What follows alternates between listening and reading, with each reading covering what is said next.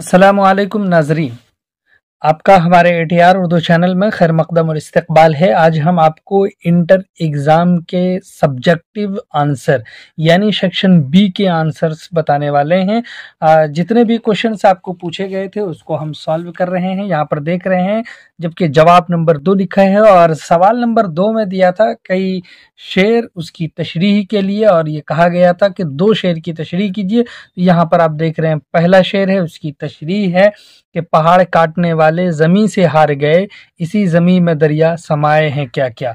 इसकी तशरीह इस तरह से शुरू की गई है कि मज़कूरा बाला शेर के शायर वाजिद हुसैन यास यगाना चंगेज़ी हैं। निसाब में शामिल ये गज़ल का तीसरा शेर है। पहले मिसरे में एक तारीख़ी वाक़ये की तरफ इशारा है। शेरी इस्तिलाह में इसे तलमीह कहते हैं।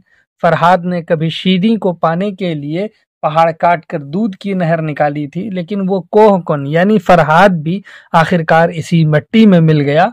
यहाँ यगाना का हुनर यह है कि मुतज़क्किरा तारीख़ी क़िस्से को मिनोअन या लफ्ज़ों के हेर फेर के साथ बयान करने के बजाय ज़िंदगी के अंजाम और दुनिया की बेसबाती को निगाह में रखते हैं। इसी वजह से वो ज़मीन में दरियाओं के समाये होने की बात भी करते हैं। इसी तरह से सवाल नंबर यानी उसी 2 का ही जवाब है। दूसरा शेर है कि हम बांसुरी पर मौत की गाते रहे नगमा तेरा, ए जिंदगी रुतबा रहे बाला तेरा। ऊपर लिखे शेर निसाब में शामिल गज़ल का पहला शेर है। इसके शायर जनाब खलीलुर रहमान आज़मी हैं। वो अपने अशार में दर्द, रंज, कलक वगैरह से मुतालिक बड़े संजीदा थे। उनके अशार का मुताला इसी तनाजुर में करने की कोशिश करते हैं, तो वो जिक्र करदा शेर में भी वो झलक देखने को मिलती है जो उनकी पहचान है। कल्बी वाक़यात के साथ जज्बात की शमूलियत निहायत हुनरमंदी से की है। मौत की बांसुरी पर ज़िंदगी का गीत गाने की बात करते हैं।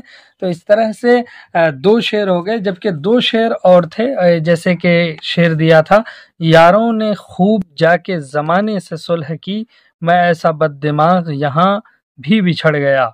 इस तरह से इसकी आपने तशरीह की होगी। तो इसमें बहुत सिंपल सी बात कही गई है कि वो अपने दोस्तों की बात कर रहे हैं कि दूसरे से जाकर के मिल गया है, उससे सुलह कर ली है, उससे जाकर जब हमारे साथ में होने के बावजूद हमारे दुश्मनों से वो मिले और करें कि क्या खूब जाके सुलह कर ली है, और मैं ऐसा बददिमाग यहाँ पर भी बिछड़ गए, मैं यहाँ पर भी उनसे अलग रह गया, मैं तन्हा रह गया। और उसके बाद एक शेर और था कि उस पर भी दुश्मनों का कहीं साया पड़ गया, गमसा पुराना दोस्त भी आखिर बिछड़ गया। तो अब देखिए, तो इसमें क्या कर रहे हैं, कल्बी वारदात को बयान कर रहे हैं और कहिए कि जो उनके जज्बात की शमूलियत निहायत असर अंगेज तरीके से की है। कहा कि दुश्मनों का साया उस पर भी पड़ गया है जिसको हम बचा कर रखते थे, और यही नहीं बल्कि एक गमसा पुराना दोस्त, और वो दोस्त किसको बता रहा है, गम को। और गम कह रहे हैं कि ये ऐसी चीज़ है जो पुराने हैं, यानी हमारे साथ में बहुत दिनों से है। हमारा और गम का कनेक्शन और रिश्ता बहुत पुराना है, जिसकी वजह से गम को दोस्त बताया। कहा कि वो भी आखिर क्या हो गया, बिछड़ गया है, यानी दुश्मनों का साया हमारे गम पर भी पड़ गया है, जिससे हमारा एक नाता था। मजमून है सर्दी का मौसम। जैसे कि 4 मौसम खुदा ने बनाए, गर्मी, सर्दी, बहार और बरसात, ये शेर है। तो ये शेर बेसाख्ता मेरे हाफजे में आ गया, मेरे जहन में आ गया, उन्वान से मुनासिबत भी है। यकीनन सर्दी का मौसम साल के 4 मौसमों में से एक है जो आम तौर पर दिसंबर से फरवरी तक रहता है। मेरा इम्तिहान माह फरवरी में हो रहा है, जो सर्दी के मौसम का आखिरी महीना है। इस मौसम में दर्जे हरारत कम हो जाता है, ठंडी हवाएं चलती हैं और बाज़ इलाकों में बर्फबारी भी होती है। लोग गर्म कपड़े मसलन स्वेटर, मोजे, जूते, जैकेट, कोट वगैरह पहनते हैं ताकि सर्दी से महफूज रह सकें। सर्दी के मौसम में खुश्क मेवे, गर्म मशरूबात जैसे चाय और कॉफ़ी का इस्तेमाल बढ़ जाता है। लोग गर्मा गर्म खाने को तरजीह देते हैं। ये मौसम सेहत के लिए भी फ़ायदा मंद होता है, क्योंकि इसमें जिस्मानी सरगर्मियाँ ज़्यादा करने से तवानाई में इजाफा होता है। تاہم سردی کا موسم بعض لوگوں کے لیے مشکلات بھی پیدا کر سکتا ہے، خصوصاً غریب افراد اور بیمار لوگ زیادہ متاثر ہوتے ہیں۔ اس لیے ہمیں چاہیے کہ ضرورت مندوں کی مدد کریں اور انہیں گرم کپڑے اور خوراک فراہم کریں۔ مجموعی طور پر سردی کا موسم خوبصورتی، سکون اور مزیدار کھانوں کا موسم ہے جو فطرت کی ایک حسین نعمت ہے۔ تو یہاں پر لکھا اور مضمون یہاں پر ختم ہوا، تو ختم شد۔ کوشچن نمبر 3 کا یہاں پر جواب نمبر 3 ہے۔ ویسے آپ کو بتا دیں کہ اس میں کئی مضمون آپ کو لکھنے کو دیے گئے تھے، قرآن کریم پر، پسندیدہ کرکٹر پر، اسی طرح سے الطاف حسین حالی پر، ان میں سے کسی پر بھی آپ مضمون لکھ سکتے تھے۔ یہاں پر جو لکھا گیا تو وہ سردی کے موسم پر لکھا گیا۔ اب اس کے بعد جو سوال نمبر 3 میں تھا وہ دیا ہے کہ یا تو اقتباس کی آپ تشریح کیجئے، تو اقتباس 2 تھے، ان میں سے ایک اقتباس جو پہلا چیپٹر ہے نذیر احمد کی کہانی سے ہے، دوسرا چیپٹر مٹی کا تیل مضمون ہے اس سے لیا گیا ہے۔ تو یہاں پر اس کی تشریح کی گئی ہے۔ یہاں پر تشریح کیسے کرتے ہیں وہ لکھا ہے، سیاق و سباق کے حوالے سے تشریح، یہ ہیڈنگ بنا دیا ہے۔ اس کے بعد ہے اس ناچیز کی تہ میں وہ نایاب، یعنی جو اقتباس دیا گیا ہے وہ اقتباس ہے، یہاں پر ڈاٹ ڈاٹ کر دیا کہ اس بیچ میں وہی اقتباس مراد ہے جو پوچھا گیا ہے۔ تو اب دیکھیے لکھ رہے ہیں یہاں سے، یہ اقتباس نصابی کتاب میں شامل مضمون مٹی کا تیل سے ماخوذ ہے۔ اس کے خالق یعنی مضمون نگار خواجہ حسن نظامی ہیں۔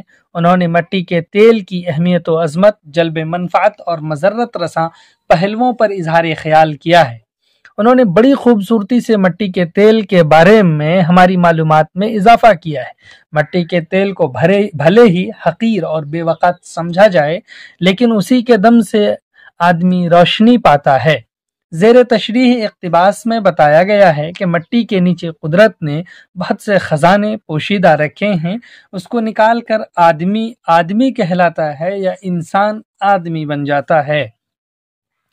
وہیں سے ایک قسم کا چکنا بدبودار پانی بعض جگہوں سے نکلتا ہے، وہی مٹی کا تیل کہلاتا ہے۔ اس طرح اس تیل کی بدولت بہت سے لوگ مالدار ہوئے، اپنے رات کو روشن کیا، پھر اس کے ذریعے تبلیغ و اصلاح کا پہلو نکال کر ہمارے سامنے خواجہ صاحب نے رکھ دیا ہے۔ اپنے اسکول کے پرنسپل کو ایک درخواست لکھیے جس میں لائبریری کے انتظام کو درست کرنے کی گزارش کیجیے۔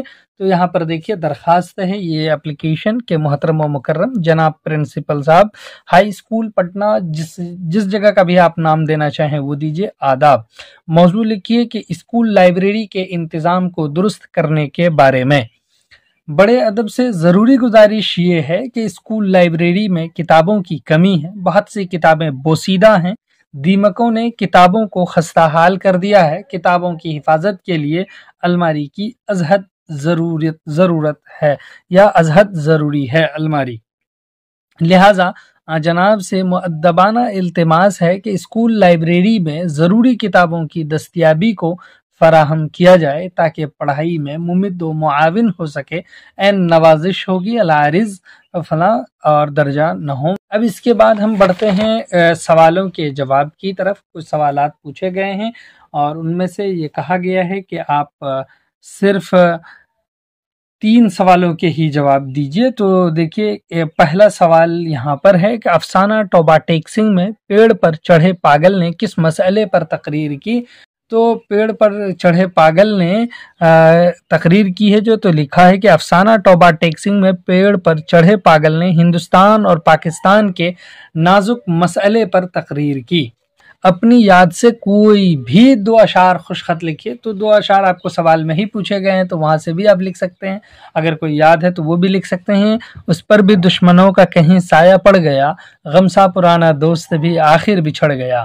اسی طرح سے دوسرا شعر ہے کہ یاروں نے خوب جا کے زمانے سے صلح کی، میں ایسا بد دماغ یہاں بھی بچھڑ گیا۔ اس کے بعد ہے تیسرا کوشچن کہ ردیف کی تعریف مع مثال کیجیے، یعنی اگزامپل بھی دینا ہے۔ شعر و شاعری میں قافیہ کے بعد آنے والا لفظ ردیف کہلاتا ہے۔ مثلاً ہم بانسری پہ موت کی گاتے رہے نغمہ تیرا، اے زندگی رتبہ رہے بالا تیرا۔ یہاں پر جو بالا کے بعد اور نغمہ کے بعد جو تیرا ہے تو وہ تیرا کیا ہے؟ ردیف ہے، یہی ہے۔ اور مختصر کوشچن سے دیے گئے ہیں وہ دیکھتے ہیں، سوالوں کے جوابات ہیں۔ اس میں کئی سوالات آپ کو دیے گئے جس میں سے 5 کرنا ہے۔ ایک ہے کہ مرزا فرحت اللہ بیگ اگست 1885 محلہ چوڑی والان دہلی میں پیدا ہوئے، یہ کوشچن کا آنسر ہوا۔ اسی طرح سے ہے کہ اندھا فقیر کا تعلق ہندوستان سے تھا، یہ داستان سے یہ کوشچن لیا گیا ہے۔ اسی طرح سے اس پاگل کا نام جس نے اپنے متعلق محمد علی جناح ہونے کا اعلان کر دیا تھا وہ محمد علی تھا، تو ہم یہاں پر جواب بھی لکھ رہے ہیں۔ اسی طرح سے افسانہ ابراہیم سقا سلام بن رزاق کے افسانوی مجموعے شکستہ بتوں کے درمیان سے ماخوذ ہے۔ غالب نے اپنی شاعری میں وہ دن گئے کہہ کر یہ بتانا چاہتا ہے کہ اب حالات بدل چکے ہیں۔ پہلے شاعر جس کرب و اذیت مصیبت و ملامت میں تھا وہ اب نہیں ہے، یا وہ اب نہیں رہے، ویسے حالات نہیں رہے، وہ پرانی باتیں نہیں رہیں، وہ اپنی مرضی کا مالک ہے۔ شاعر گزرے ہوئے وقت کی طرف اس کے ذریعے سے اشارہ کر رہا ہے کہ اب سب کچھ بدل چکا ہے، ہم بھی بدل چکے ہیں، ساری باتیں بدل چکی ہیں۔ اس کے علاوہ جو کوشچن ہے وہ دیکھیے، لفظ نہار کن 2 زبانوں میں استعمال ہوتا ہے؟ تو فارسی اور ہندوستانی میں۔ ہندوستانی کا موجودہ نام اردو آپ کہہ لیجئے۔ خواجہ بھی کون تھے؟